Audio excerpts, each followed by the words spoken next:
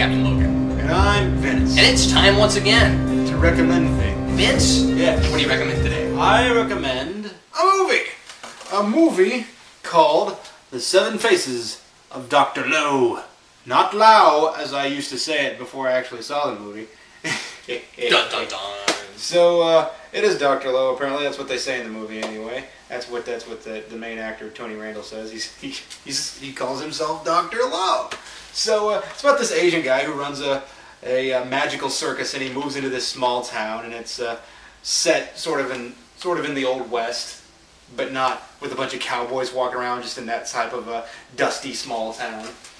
And it's the small town is full of a bunch of people who are either corrupt or socially insufficient in some way, and these people learn something by going to this circus. It's an interesting exercise in seeing how to introduce characters all at once and it not get convoluted, and also how to resolve things pretty quickly. I mean, granted, there is a bit of a gimmick that allows them to do that in this movie, because these people go to the circus, they happen to, or at least we watch them go into the ones that would be more accurately hold up a picture to their, or a mirror rather, to them so that they can see themselves in a certain light.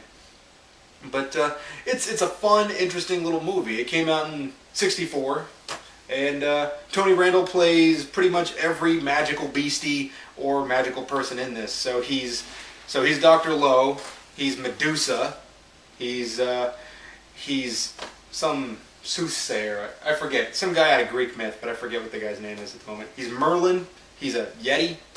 He's our microphone? He's our microphone. He has been manufactured by Blue and then sent into the past to be in this movie. Wow, that's awesome. And he costs like $150. Yes, that's a really cheap Yeti. Yeah, that's a cheap Yeti. If you want a Yeti that can dance around and nail your tent to the ground, go to Blue. They'll hook I you wonder up. if that was an expensive Yeti in 1964. Yes. I think that might have been a very expensive Yeti in 1964 if it were that price. But anyway. But yeah, it's a little gimmicky, it's a little fun. I forget what the name of the book is. The Circus of Dr. Lowe, I believe it was. Yes. So it's a lot of fun. It's a lot of it's not going to be the deepest movie experience you've ever had. And in fact, there is some racial stereotypes that happen in this. I mean, the movie came out in '64. And there's going to be some racial stereotypes. But especially when you have a white man playing an Asian man. Dr. Lowe himself. So, what's interesting, I'm going to say something, but Vince says something first. But what's interesting about Dr. Lowe is that he plays this stereotypical Asian guy. He uses a stereotypical improper, this broken English. And yet, every so often, he will basically show everybody that he's better than they are. He'll start speaking very properly, and then people look at him and go, what? Granted, that's surfer dude, but that's not what they do in the movie. But everybody has that mentality. What did you just say? And then he'll jump back into this little character voice. He's like, oh, I'm Asian, and you don't really know anything about me because you're just going to accept me as a stereotype anyway. But he uses that to his advantage. He kind of he worms his way in a little bit, and he's able to help some people's lives. It's kind of interesting. Maybe not help them in the way that you would traditionally think that they should be helped. But this is a magic user. So anyway. And for those of you who have been wanting us to do more obscure movies lately, there you go. Yeah. I had an English professor that said, you should read this book and you should watch this movie. And lo and behold, I did. And I enjoyed it. Where's the video game? And where's the radio show? And the comic book. And the heroine that has his face on the needle. No, don't do that. Don't do heroin. Read Doom Patrol. Okay. Your family will cry if you read Doom Patrol. Doom Patrol. Okay. Today I'm going to recommend another book sent to us by The Frog 6. The Frog number 6. And this is Batman Arkham Reborn by David Hine and Jerry Hahn. I was going to save this for late night, but it's a trade, and I thought it'd be better to go ahead and recommend it on the show. And I just finished reading it, so I thought, why not? Let's recommend it. This was immediately cool to me because, if nothing else, it's an Arkham story that isn't centered around the Joker. hey, guess what? Arkham Asylum has a whole lot more people in it than the Joker. There are other things to do, and so this is just a really unusual story for being for being all about Arkham Asylum and the psychopaths who live within, and the whole thing. Is from the perspective of Jeremiah Arkham, which is really interesting. And in fact, Batman is largely in the background. He shows up, I mean, he's really important toward the end, but I mean, he doesn't really even show up until the middle. He's hardly even mentioned before the middle. I mean, if you didn't even know what Arkham Asylum was, you wouldn't know this was a Batman book for a minute. I mean, everybody does, but I'm just saying. And, so, like I said, by the end, Batman gets to be more and more featured, but still you never really get in his head. You're always in Jeremiah Arkham's head. And this is a really twisted, really creepy, really crazy kind of graphic novel, as you would probably expect it being about Arkham Asylum and being a more modern Batman tale.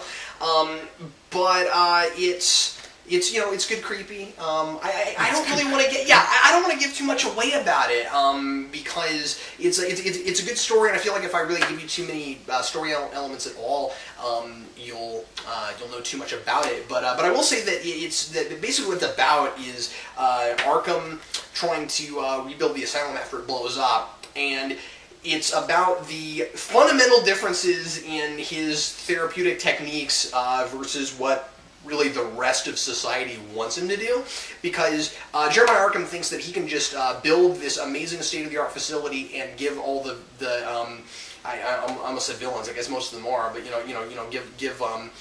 all the inmates suites instead of cells, and treat them all nice and give them pretty much whatever they want and that kind of thing.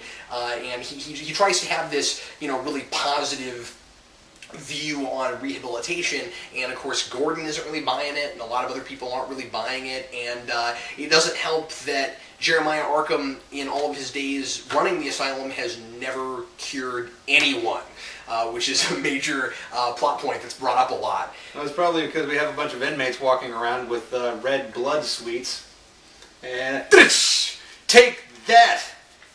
Yeah, I feel bad.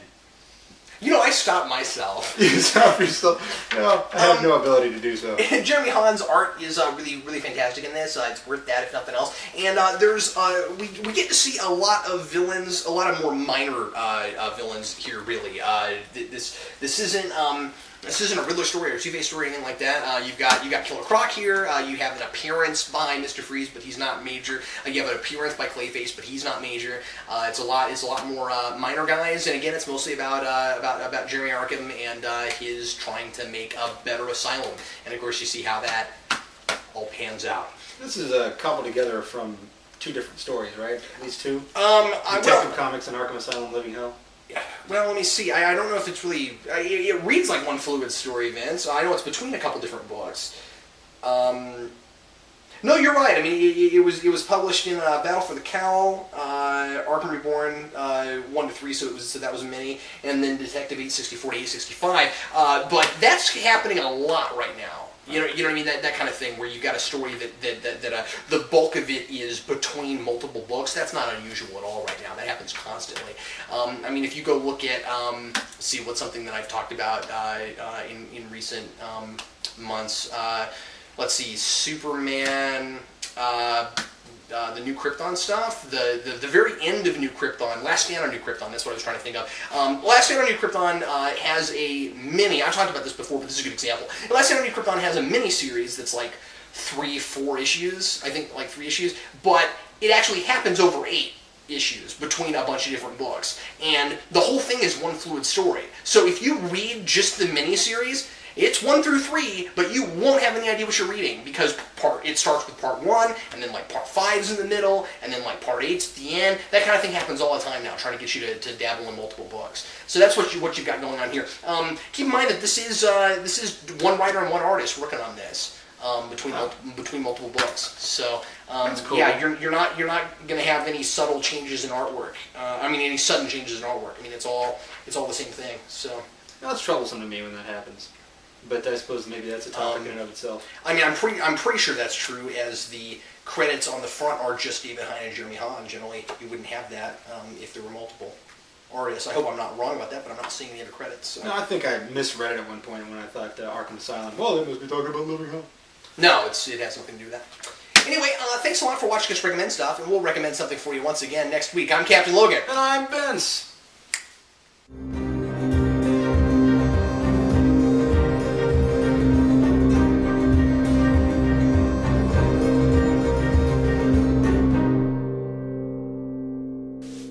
I'm not wearing shoes.